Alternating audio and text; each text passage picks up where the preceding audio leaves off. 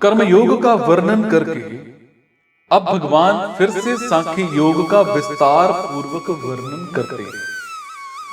भगवान कहते हैं कि जिसकी इंद्रियां और मन वश में है, ऐसा देहधारी पुरुष 9 द्वारों वाले शरीर रूपी पूर्व में संपूर्ण कर्मों का विवेक पूर्वक मन से त्याग करके निस्संदेह ना करता हुआ और ना करवाता हुआ सुख पूर्वक अपने स्वरूप में स्थित रहता है।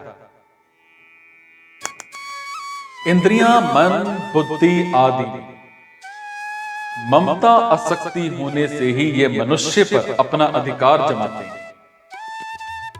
ममता आसक्ति ना रहने पर ये खुद अपने वश में रहते हैं और सांख्य योगी की इंद्रियां, मन, बुद्धि आदि में ममता आसक्ति ना रहने से सर्वथा उसके वश में रहते हैं और इसीलिए यहां उसे वशी कहा गया है। जब तक किसी भी मनुष्य का प्रकृति के कार्य, शरीर मतलब इंद्रियों आदि के साथ बिल्कुल भी कोई प्रयोजन रहता है, तब तक वो प्रकृति के अवश मतलब अर्थात वशीभूत रहता है। प्रकृति हमेशा क्रियाशील रहती है। सो प्रकृति से संबंध बना रहने के कारण मनुष्य कर्म रहित हो नहीं सकता, परंतु प्रकृति के कार्य से स्थूल, सूक्ष्म और कारण तीनों शरीरों से ममता आसक्ति पूर्वक कोई संबंध ना होने से सांख्य योगी उनकी क्रियाओं का कर्ता नहीं बनता। हालांकि सांख्य योगी का शरीर के साथ बिल्कुल भी संबंध नहीं होता, फिर भी लोगों की दृष्टि में वो शरीरधारी ही दिखता है, इसलिए उसे देही कहा गया है। शब्दादि विषयों का सेवन करने के लिए 2 कान, 2 नेत्र, 2 नासिका छिद्र और 1 मुख, ये 7 द्वार शरीर के ऊपरी भाग में हैं। और मल मूत्र का त्याग करने के लिए गुदा और उपस्थ, ये 2 द्वार शरीर के निचले भाग में हैं। इन 9 द्वार वालों शरीर को पुर अर्थात नगर कहने का मतलब ये है कि जैसे नगर और उसमें रहने वाला मनुष्य दोनों अलग अलग होते हैं, ऐसे ही ये शरीर और इसमें रहने का भाव रखने वाला जीवात्मा दोनों अलग अलग हैं। जैसे नगर में रहने वाला मनुष्य नगर में होने वाली क्रियाओं को अपनी क्रियाएं नहीं मानता, ऐसे ही सांख्य योगी शरीर में होने वाली क्रियाओं को अपनी क्रियाएं नहीं मानता। शरीर, इंद्रियां, मन, बुद्धि और प्राणों के द्वारा होने वाली जिन 13 क्रियाओं का वर्णन हुआ है, उन सारी की सारी क्रियाओं का बोधक है। विवेक पूर्वक मन से त्याग करना। सिर्फ मन से त्याग करना माना जाए तो दोष आता है, क्योंकि मन से त्याग करना भी मन की एक क्रिया है और गीता मन से होने वाली क्रिया को कर्म मानती है। शरीर से होने वाली क्रियाओं के कर्तापन का मन से त्याग करने पर भी मन की क्रिया का कर्तापन तो ये रह ही गया। विवेक पूर्वक मन से क्रियाओं के कर्तापन का त्याग करना अर्थात कर्तापन से माने हुए संबंध का त्याग करना, और जहां से कर्तापन का संबंध माना है वहीं से उस संबंध का त्याग करना है। और सांख्य योगी अपने में कर्तापन ना मानकर उसे शरीर में ही छोड़ देता है, अर्थात कर्तापन शरीर में ही है, अपने में कभी नहीं। सांख्य योगी में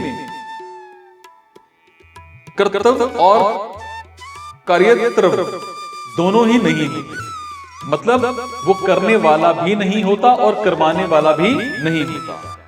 शरीर, इंद्रियां, मन, बुद्धि आदि से बिल्कुल भी अहंता ममता का संबंध ना होने के कारण सांख्य योगी उनके द्वारा होने वाली क्रियाओं का कर्ता अपने को कैसे मान सकता है, मतलब कभी नहीं मान सकता।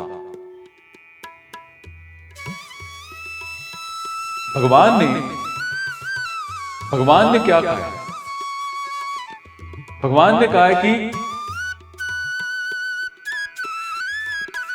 शरीर में रहते हुए भी ये अविनाशी आत्मा कुछ नहीं करता। अब यहां शंका होती है कि जीवात्मा खुद कोई कर्म नहीं करता, परंतु वो प्रेरक बनकर कर्म तो करवा सकता है। और इसका समाधान ये है कि जैसे सूर्य भगवान का उदय होने पर सारे के सारे जगत में प्रकाश छा जाता है, लोग अपने कर्मों में लग जाते हैं, कोई खेती करता है, कोई वेद पाठ करता है, कोई व्यापार करता है, परंतु सूर्य भगवान विहित या निषिद्ध किसी भी क्रिया के प्रेरक नहीं होते। उनसे सबको प्रकाश मिलता है, पर उस प्रकाश का कोई सदुपयोग करे या दुरुपयोग करे, इसमें सूर्य भगवान की कोई प्रेरणा नहीं है।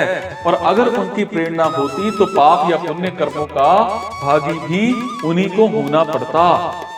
और ऐसे ही चेतन तत्व से प्रकृति को सत्ता और शक्ति तो प्राप्त होती है, पर वो किसी क्रिया या प्रेरक नहीं होता। यही बात भगवान ने कही है।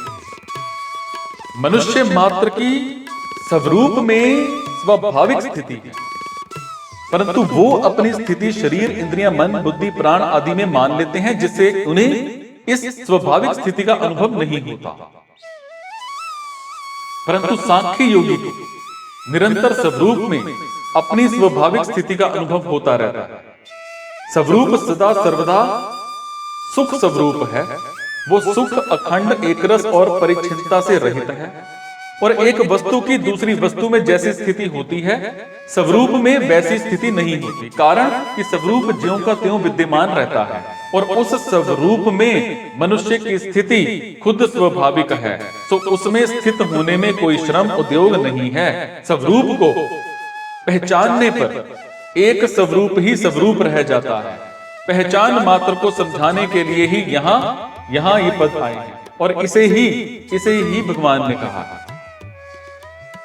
जिस तत्व की सत्ता को प्रकट कर रही है ये क्रिया, वो सारे के सारे आधारों का आधार है।